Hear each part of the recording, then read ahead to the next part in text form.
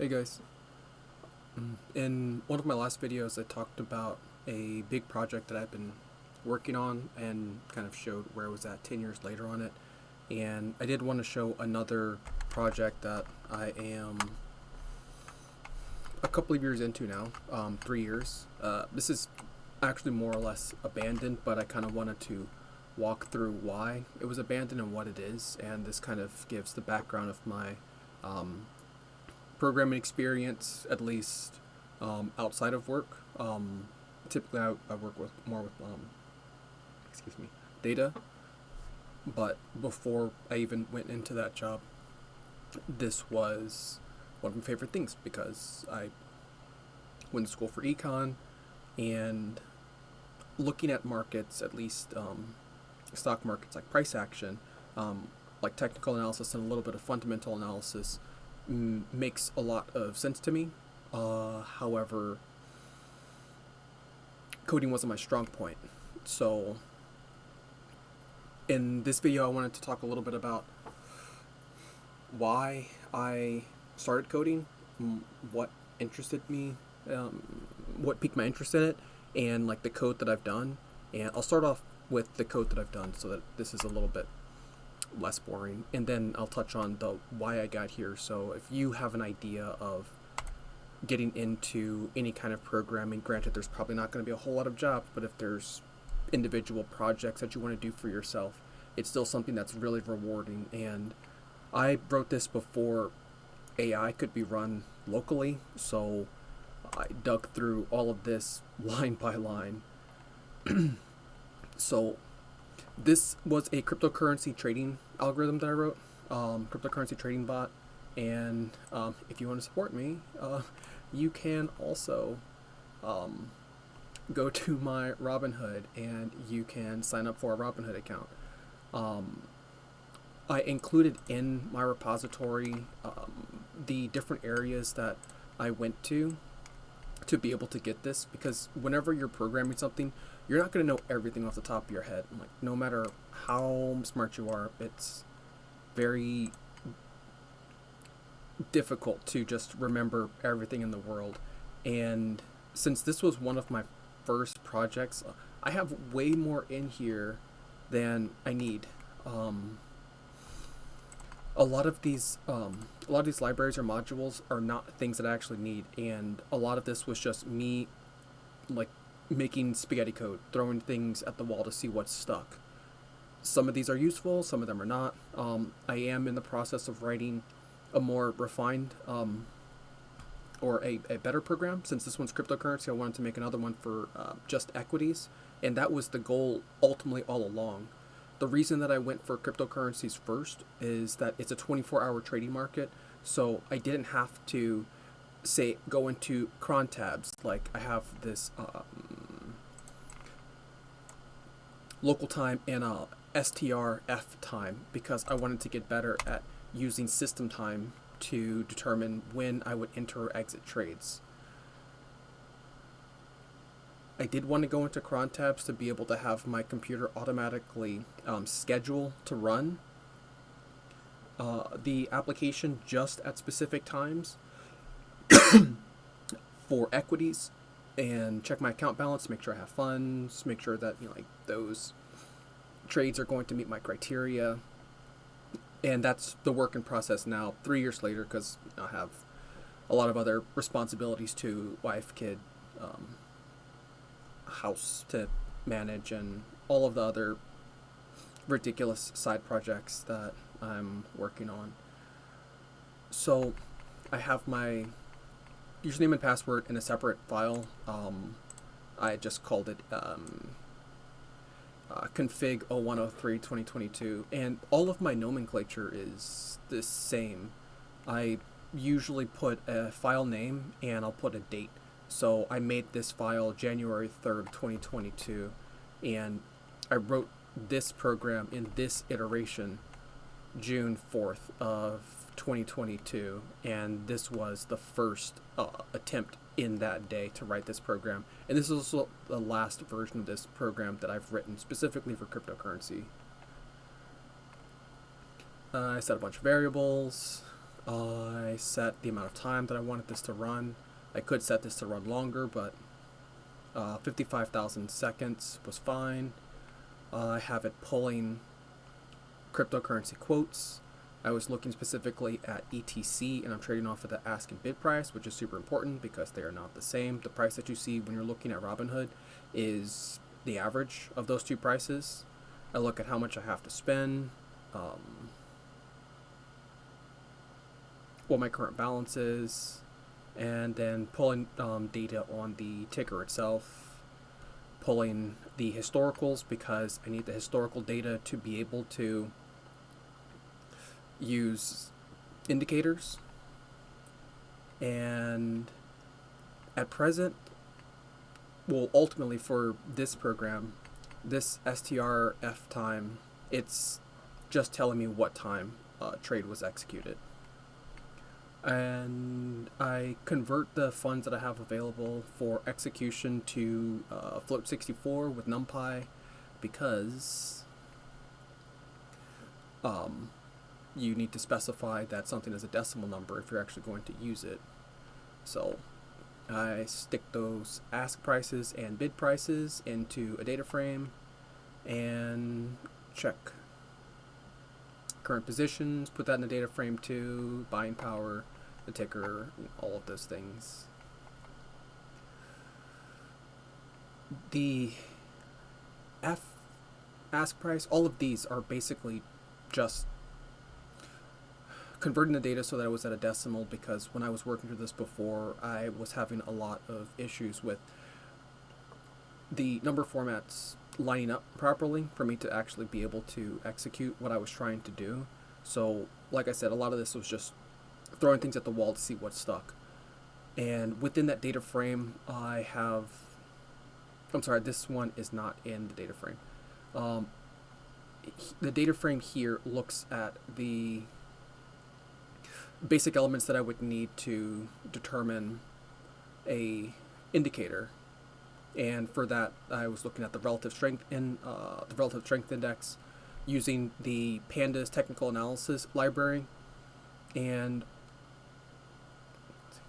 for DFRSI, and then plugging that into a new. So this first one pulls the initial data and uses the Panda TA library, the Pandas technical analysis library, based off the close price for me to determine what that indicator is at each iteration where this code runs, because this code does run through a loop.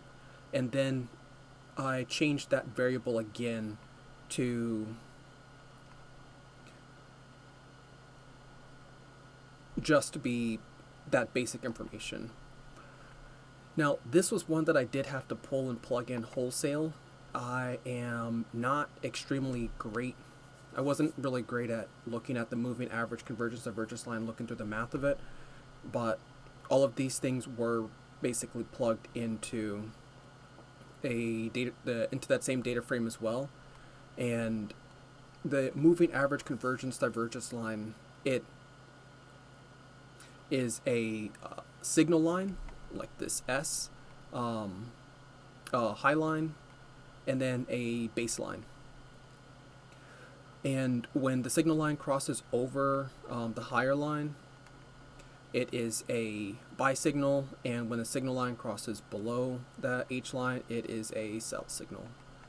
So it's super basic. Like, getting everything in there was kind of convoluted, but the logic is pretty simple.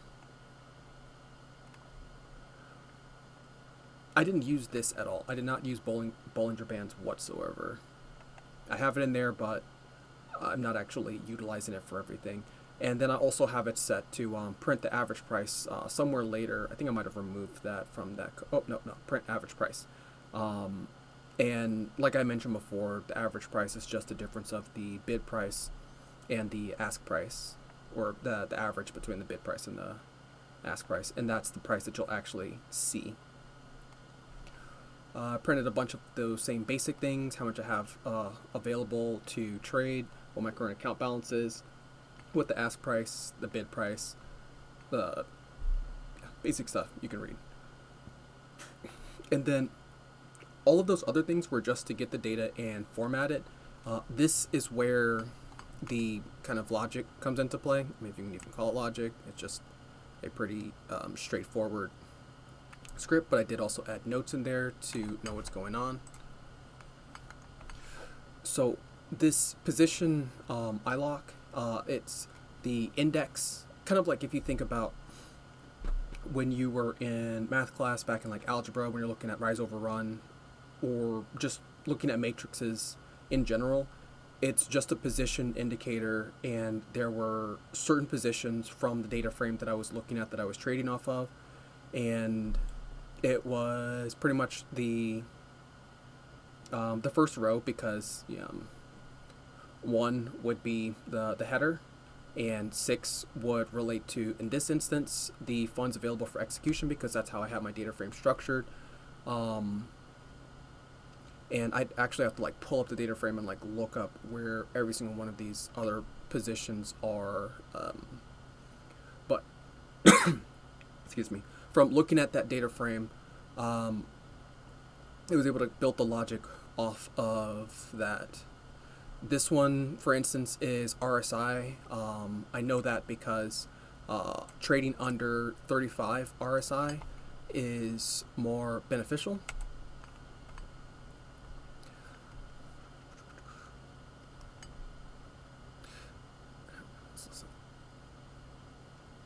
And this is also looking at if my order is going to be above my previous ask price. You can kind of see this here. If like this F ask, that's a limit price that I'm setting, and I'm setting the limit price for 1 above, and this is a sell order.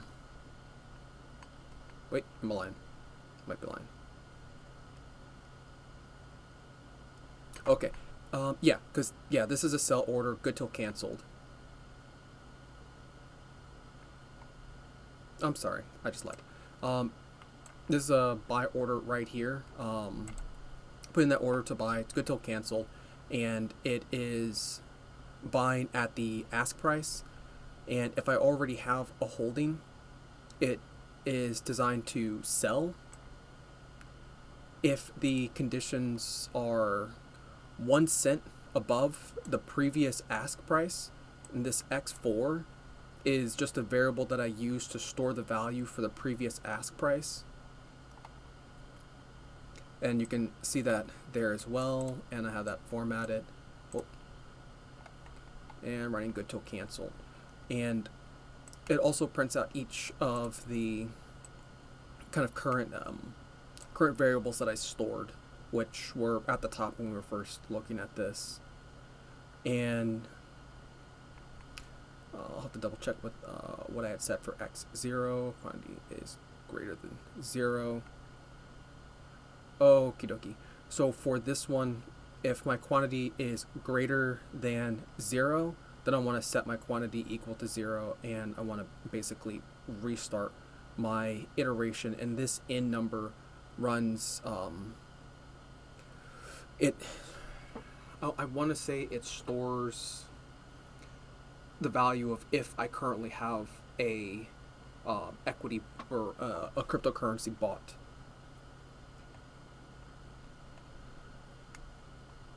And if nothing meets the conditions, it will just say no transaction, print the current time, and print the average price.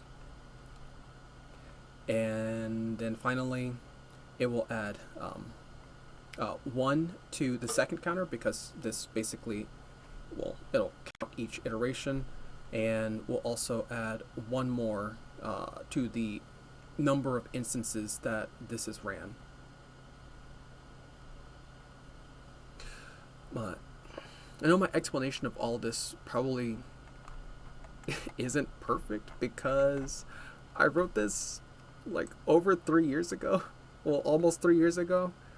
But that was where I was at then. I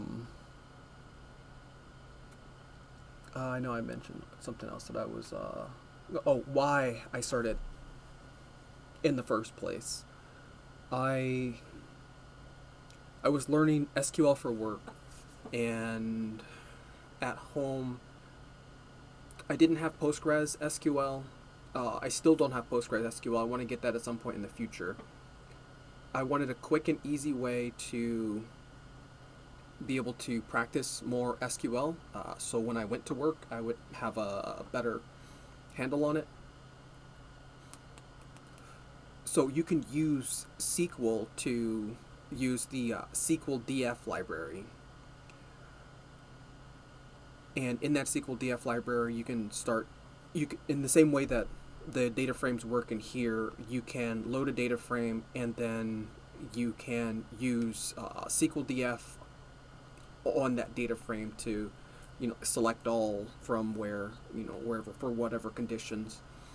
So I've mainly only used Python to build up my experience using SQL, and then I had decided that I would probably improve my understanding of using Python if I built a project. And since my background was in like finance and economics, the thing that made sense was for me to make a cryptocurrency trading algorithm where to build the logic to be able to make a stock trading algorithm to eventually transition into quantitative trading job position. But I will also give huge kudos to one person named Jacob Amaral, because I would have never considered creating a trading bot at all if they didn't already have algorithmic trading, and you should definitely check them out. Like, subscribe to their channel. They're brilliant. They're a really, really awesome person. But also bear in mind, this trading algorithm that I had written, this was a test. And if you look at the indicators that I'm trading off of, this particular bot, it has no way to determine where the top is. So even though this is a public repository, if you were to install this and tweak it to your own usage, bear in mind, this has no way to determine where the top of the market is. So you can get stuck holding the bag. This is more so for a learning experience for myself, and if anybody else wanted to walk through the steps that I took to learn, I left all of this here for that purpose. And I am also actively in the process of developing other trading algorithms that are a lot more effective, specifically for equities. And I have also started looking at using AI to build those trading models as well, granted with a lot of human intervention, because you don't want a bot that will just run amok and drain your bank account if something is coded improperly and you're not there to catch it. But thanks for watching this super long rambly video. I hope this makes a little bit of my background make a little bit more sense, and I hope you all have a great rest of your day. If you want to see more of this adventure, you can like and subscribe, leave a comment if you have questions, and if you're a more experienced programmer than myself, which a lot of you probably are, feel free to send me a message. Like, I have no idea what I'm doing, just like a lot of you have probably been in that position where you had no idea what you were doing as well. But have a great one. Bye-bye.